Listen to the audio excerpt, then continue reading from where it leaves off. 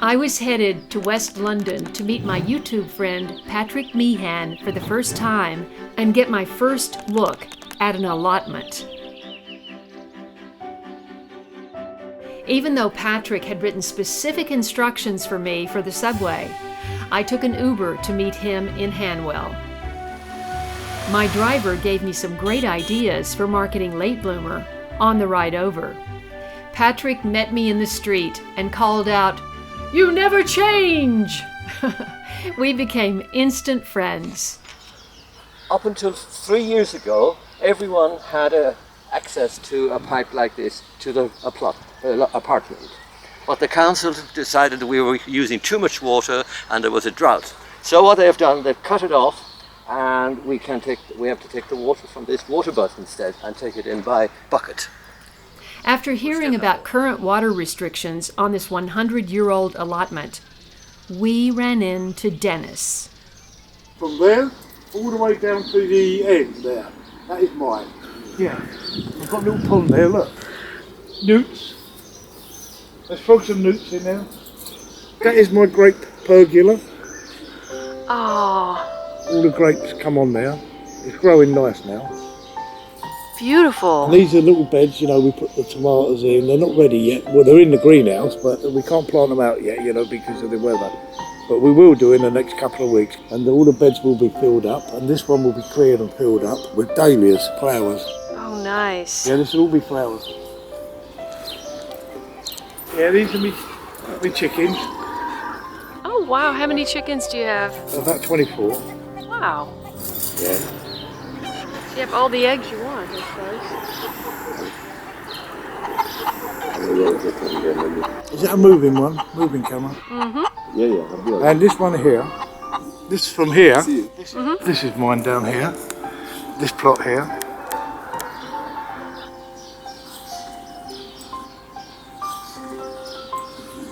Now you've got potatoes at the end, you've got kohlrabi in the middle, you've got carrots there, and you've got onions here.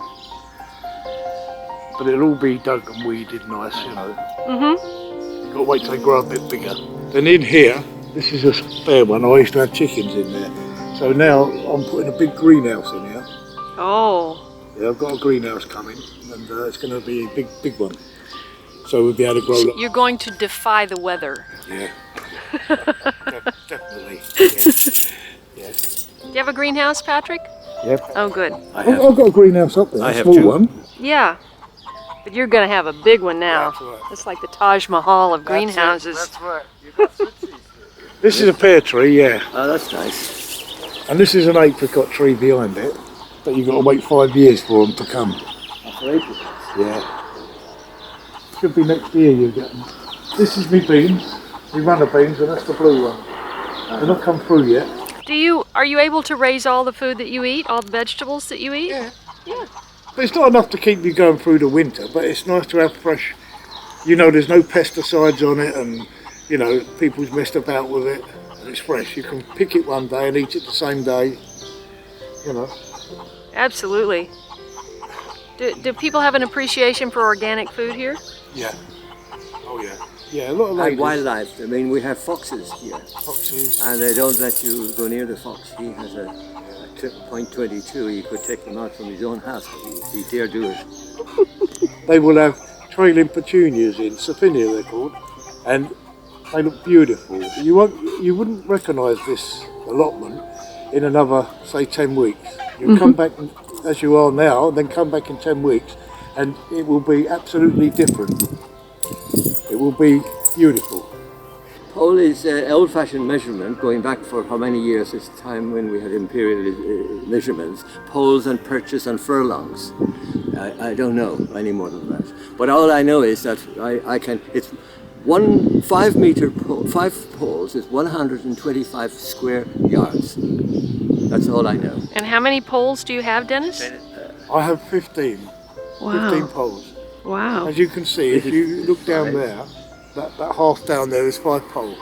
Okay. And this one, this side, is 10 poles, right to the bottom. Wow. Some people over here have got 20, and some people have got 5. You're only allowed 5 now. Dennis, is gardening your favorite thing to do? One of my favourite things. And what is your other favorite thing to do? I don't think you should put it on camera. Tell me your whole name. Dennis Peter Wilkinson. Dennis Peter Wilkinson. Yeah. It's nice to meet you. And you. When I came to work, come here, got allotment, I wasn't on the committee or anything, and this was all rough, all brambles all the way through. I could see there could be a project there, and I put it to the committee that I could see a nice project, pond and all that on this waste land.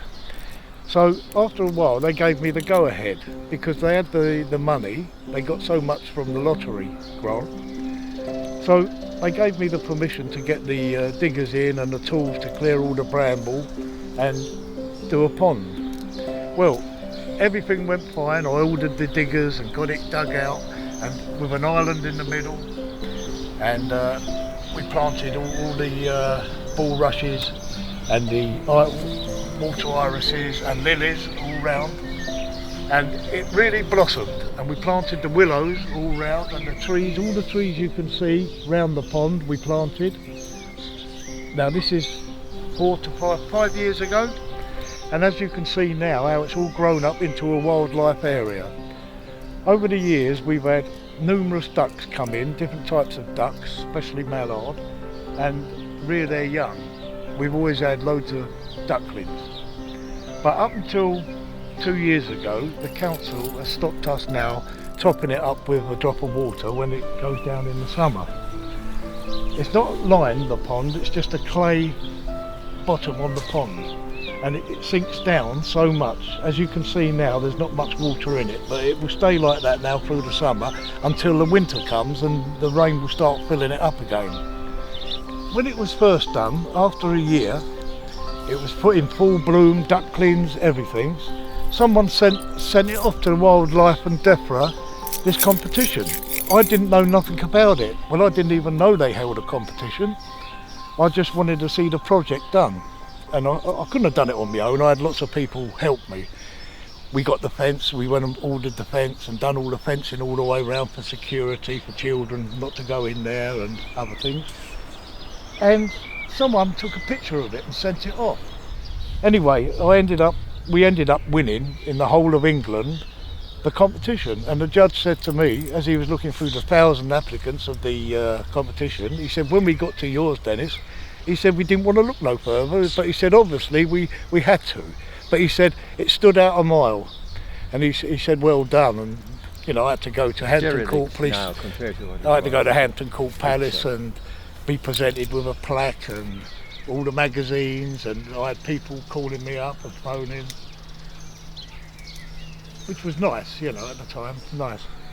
But I didn't do it for that. I'd done it because I could see a project. Yeah. If I'd have had my way, I wouldn't have entered, because I don't like being up the front, you know. But there you are, you know, that happened. Well, now I'm going to see you on YouTube. Yeah, that's okay. Yeah. But it's lovely because you come here in the mornings, you see all the little birds bathing, and at night you get pipistrelle bats, because we left all the wild plants around the outside, brambles, weeds, because it is a wildlife pond, and all the insects fly up at night, and you can see the bats catching them. And where do the bats live? Probably in someone's houses, roofs, somewhere local, you know. But they're here every night, you know, especially this time of year. Cleaning up the mosquitoes? Yeah, all the little bugs and bits, you know. And we get other birds dropping in, different types of ducks, you know. Well, it's beautiful now, I think. No?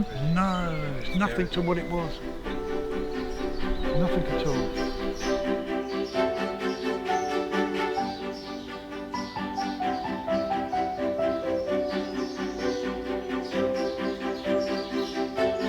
That is nothing now, that is horrible to what it was, in my eyes. But there's nothing we can do about it, you know, the council's the council. C'est la vie. Yeah. I came to see Patrick's allotment, but meeting the kind-hearted Dennis was a real bonus.